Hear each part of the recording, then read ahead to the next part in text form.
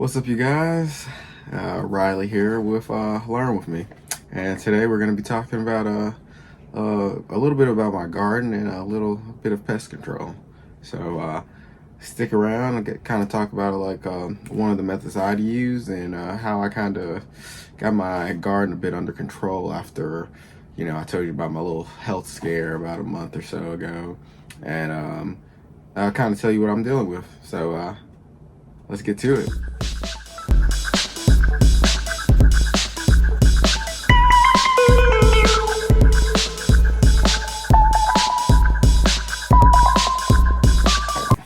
So right here, and just before you guys ask, or you guys have even get a chance to comment about it, I'm gonna put this in the bio.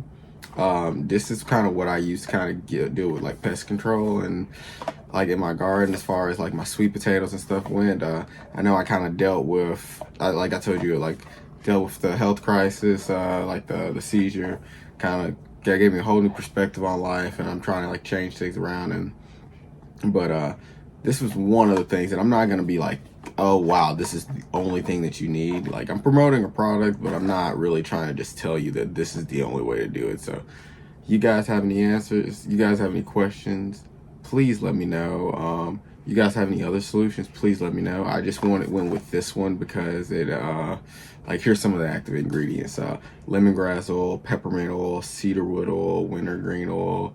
It says partially paper. Like, it's a very natural product. And like I told you, I'm promoting something, but I'm not really trying. Like, I'll leave the link. It's an affiliate link in the bio, in my description at least.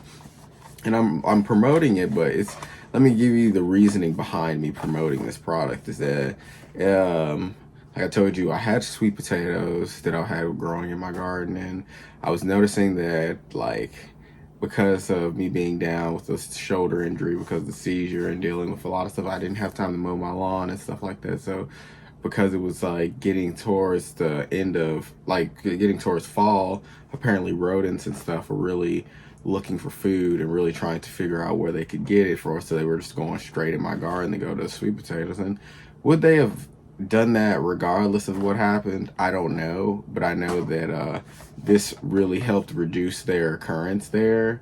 Now, did it stop them completely? No, it didn't really stop them completely, but one thing that I will say is that when it comes to rodents and stuff in your garden, if you kind of keep the lawn mowed, and of course I told you my shoulder was hurting and stuff like that, like, if you keep your lawn mowed, that'll kind of keep everything down, keep like the rodents and stuff move, like, from really just kind of using the grass as the hiding spot. So even when I was able to get back to it, I wasn't able to really mow my entire back lawn around my garden, but I made sure to at least use a weed eater and stuff like that, just kind of mowed around there. And another thing I kind of did to kind of keep the rodents down is I kind of moved some stuff around, like a place that I knew that they were kind of going to hide in between whenever they saw me. Like, I would kind of move some pots around, because one thing I looked online and found out about the rodents is that they don't like when things are changing and stuff like that.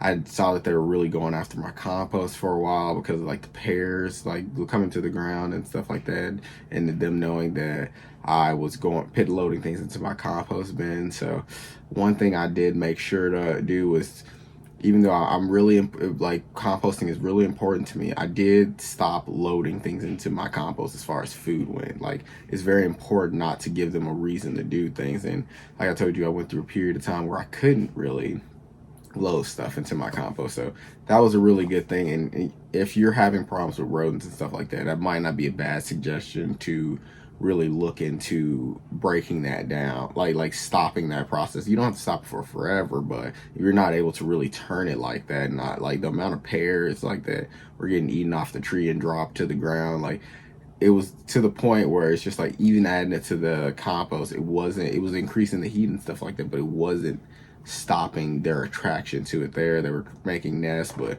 that's where this came in, where like I told you, I mowed the lawn so that they couldn't really hide in the tall grass and stuff like that. Because I told you, after I had the seizure, they were hide, like I wasn't able to mow my lawn for a while, so they were able to hide into the grass for a good bit, and then like throughout as far as they went through stuff, and pitting this down kind of pitting like the paths that I saw them going in kind of deterred them a bit. They still stayed around, mowed the lawn and stuff like that around there. They kind of stopped because of that, because they noticed the grass had changed. Like I told you, they don't like change. And then on top of that, I made sure to start moving my compost. And one thing you guys have probably seen on my shorts, and if you haven't checked out my shorts, please check them out, like them, share them, kind of, you know, show the channel some support.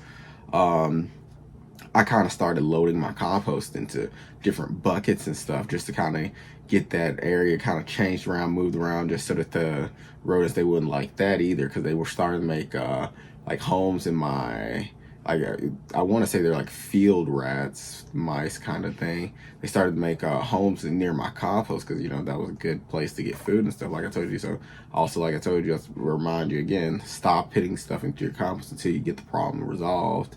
And right now my garden's actually not doing too bad.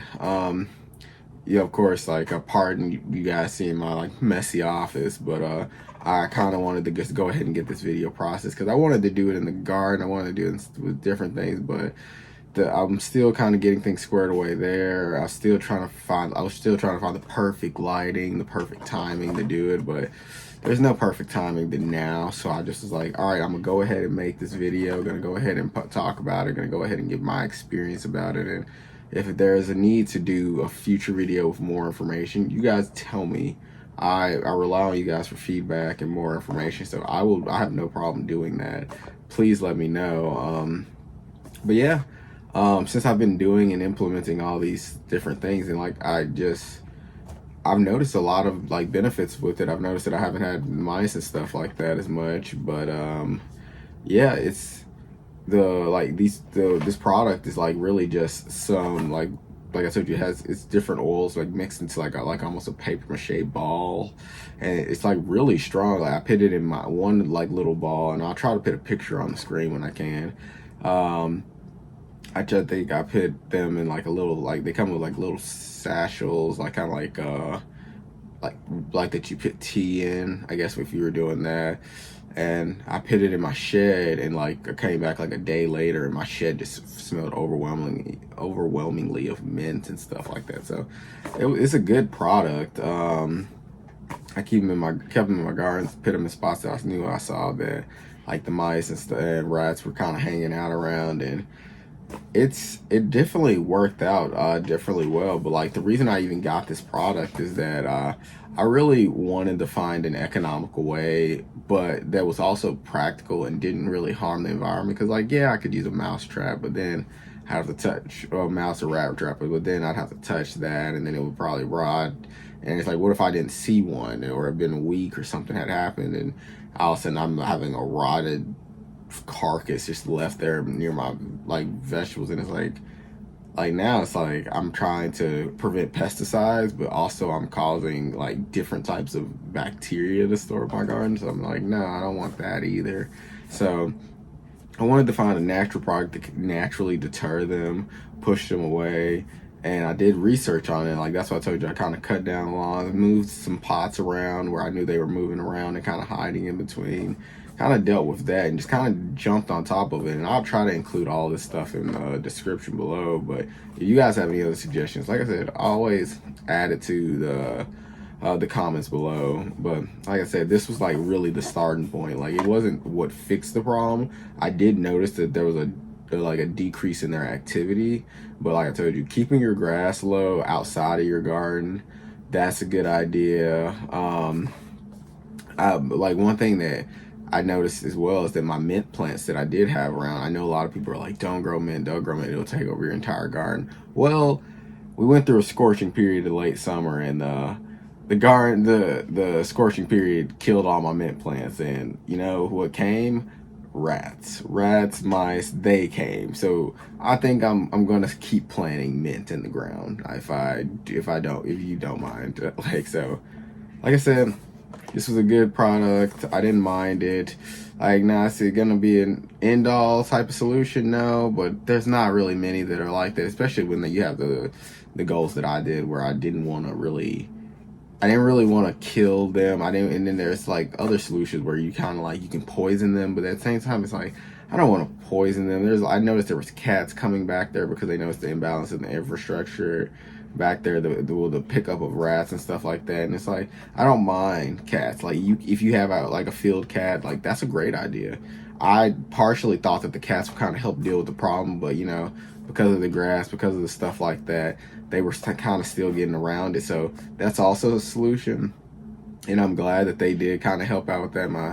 My neighbor's dog, like whenever they would go and kind of hide under the fence and stuff like that, my neighbor's dog would actually go and attack them too. So you just like really just keeping a multifaceted plan is really a good way to go about doing it. But one, like I said, I really wanted to avoid adding more poison to the environment. Like I know you could put ammonia, soak like tennis balls in ammonia and do that, but of course that affects the environment, and I don't want to poison anything, kill any like affect any cats, affect any animals, have any dead animals like back in my yard and stuff like that. And then am I saying that this problem is like completely solved? No, it's not that, but it's definitely like properly dealt with. I will say that like it's definitely.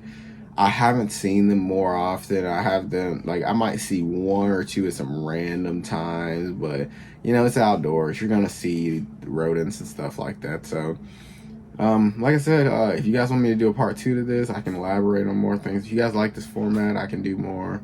Like I said, I'm sorry about how messy my office is, but like sometimes I'm gonna try to do more videos, especially as the winter comes up, as I kind of like plan and just look into more stuff that goes on with things and kind of include you guys in on that. But like if I can do this format more, if you guys like it, I can do it more, and I can at least get the content out, even possibly get out more content. So like I said, this is a good product if you want to find like a natural solution to deter like rodents with smells that they don't like. But if you guys have any other products that you suggest I try or you want me to review or look into, please let me know.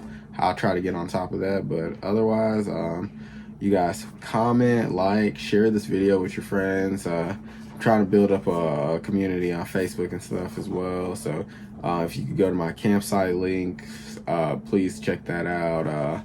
That's gonna have a lot of my social media pages, and if you can kind of like build on, like kind of, like I said, share those pages and stuff like that. I'm joining X or Twitter or whatever it's called now. I'm trying to promote on there as well. So it's like I told you, just say hey to me, reach out, like let's kind of build a community here, and I don't mind kind of helping connect everybody because I'm loving all the commentary that I've seen in the videos, like comments and stuff like that. So thankful for you guys, thankful for everything that you guys have like done, thankful for all the tips you guys like to give me and stuff like that.